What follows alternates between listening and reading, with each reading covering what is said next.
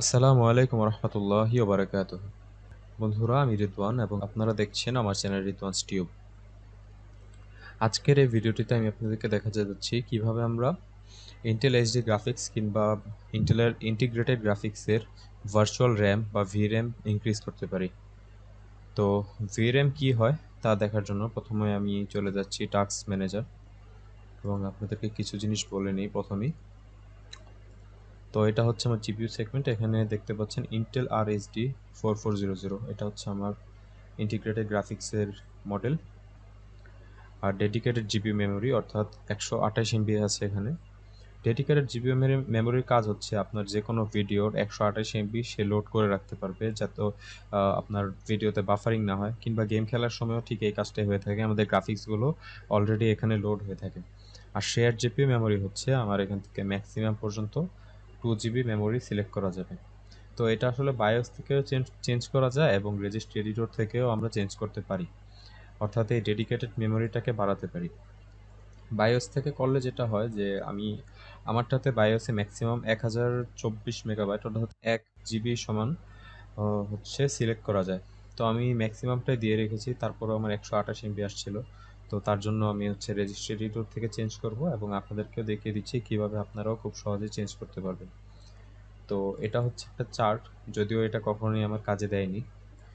তো এখানে দেখতে পাচ্ছেন 2 GB RAM equals to 256 MB, অর্থাৎ যদি আপনার 2 জিবি হয় তাহলে আমি যে কমান্ডটা ওখানে ইনপুট করব সেখানে আপনি 256 দিবেন। 4 GB RAM 512 MB, 8 GB RAM 1024, 16 GB RAM 2024।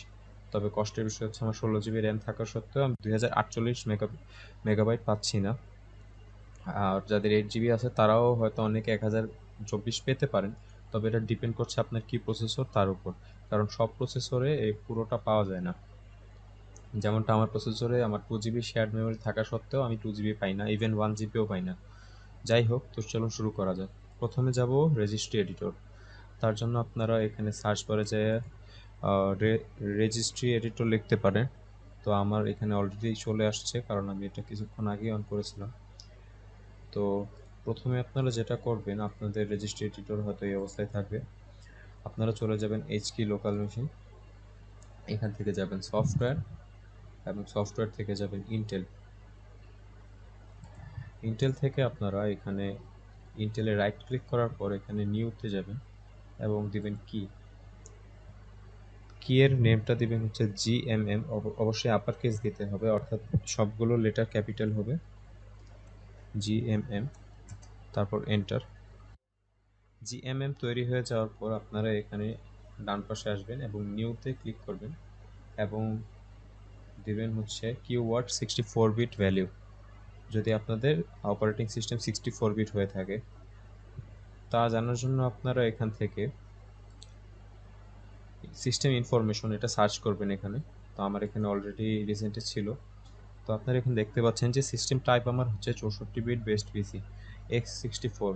যদি আপনাদের x86 থাকে তাহলে তার মানে আপনারটা হচ্ছে 34 বিট। তো আমারটা এখানে 64 বিট, তাই হচ্ছে আমি 64 বিট এখানে সিলেক্ট করেছি। তো এটাকে আমার প্রথমে হচ্ছে রিনেম করতে হবে। রিনেমটা অবশ্যই আমি যেভাবে লিখছি সেভাবেই থাকতে হবে।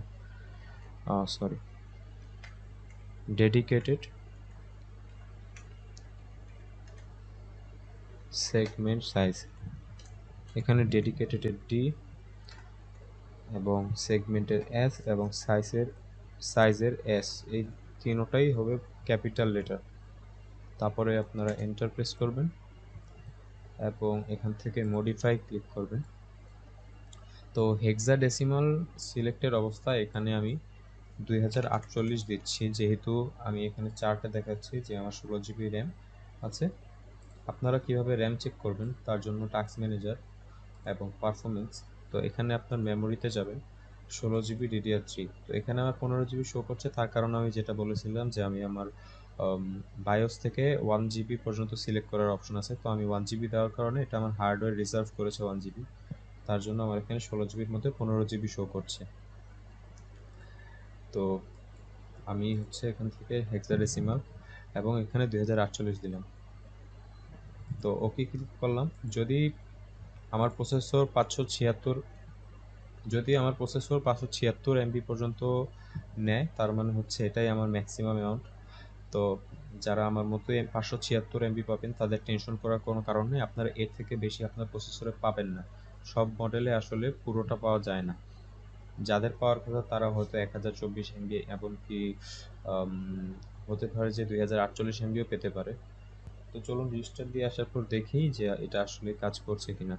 তো বন্ধুরা, আমার পিসিটি রিস্টার্ট হয়ে গেছে। তো এখন চলুন দেখে নিই যে আমাদের ইন্টিগ্রেটেড গ্রাফিক্স কার্ডের vRAMটা ইনক্রিজ হয়েছে কিনা, অর্থাৎ ডেডিকেটেড গ্রাফিক্সটা ইনক্রিজ হয়েছে কিনা। তো চলে গেলাম পারফরমেন্স এবং এখানে জিপিইউ। তো আপনারা দেখতে পাচ্ছেন ডেডিকেটেড জিপিইউ মেমোরি 576 MB। একটু আগেই দেখেছিলেন যে আমার হচ্ছে 128 MB ছিল, এখন আছে 576 MB। এটা আপনারা আরেকভাবে চেক করতে পারেন, তা হচ্ছে ডিসপ্লে সেটিংস, এবং এখান থেকে চলে যাবেন অ্যাডভান্স ডিসপ্লে সেটিংস, এবং এখানে কালার স্পেসের নিচে থাকবে আপনাদের ডিসপ্লে অ্যাডাপ্টার প্রপার্টিস। তো এখানেও দেখতে পাচ্ছেন আমার 576 MB। তো বন্ধুরা, আপনাদেরকে আমি রিস্টার্টের পূর্বে যেটা বলেছিলাম যে অনেক কম্পিউটারেই থাকে যাদের হচ্ছে 576 MB হাইয়েস্ট লিমিট। তো আমার কম্পিউটারে 576 MB বেশি আমি কোনোভাবেই নিতে পারছি না। যতভাবে আমি চেষ্টা করেছি, এটা আমার এর বেশি দিবে না। তো 128 MBর চেয়ে 576 MB ইজ মাচ বেটার। আমি প্রায় আমার পূর্ব অভিজ্ঞতা থেকে বলছি, যে কোনো গেম প্লেতে আমি অ্যারাউন্ড 10 থেকে 15 FPS বেশি পেতাম যখন আমার প্রথমবার আমি 128 MB থেকে 576 MBতে সুইচ করেছিলাম। যদি আজকের ভিডিওটি আপনাদের ভালো লেগে থাকে, তাহলে অবশ্যই চ্যানেলটি একটা করে সাবস্ক্রাইব করবেন, লাইক করবেন, শেয়ার করবেন এবং কমেন্টে জানাবেন যে ভিডিওটি আপনাদের কেমন লেগেছে, এবং পরবর্তী ভিডিওতে আপনি কী চাচ্ছেন বা কোনো ইমপ্রুভমেন্ট প্রয়োজন হলে সেটাও আমার সাথে শেয়ার করতে পারেন। আজকের ভিডিওটি এখানেই শেষ হচ্ছে। দেখা হচ্ছে পরবর্তী ভিডিওতে ইনশাআল্লাহ। ততদিন পর্যন্ত ভালো থাকবেন, সুস্থ থাকবেন এবং বেশি বেশি দোয়া করতে থাকবেন। আল্লাহ হাফেজ।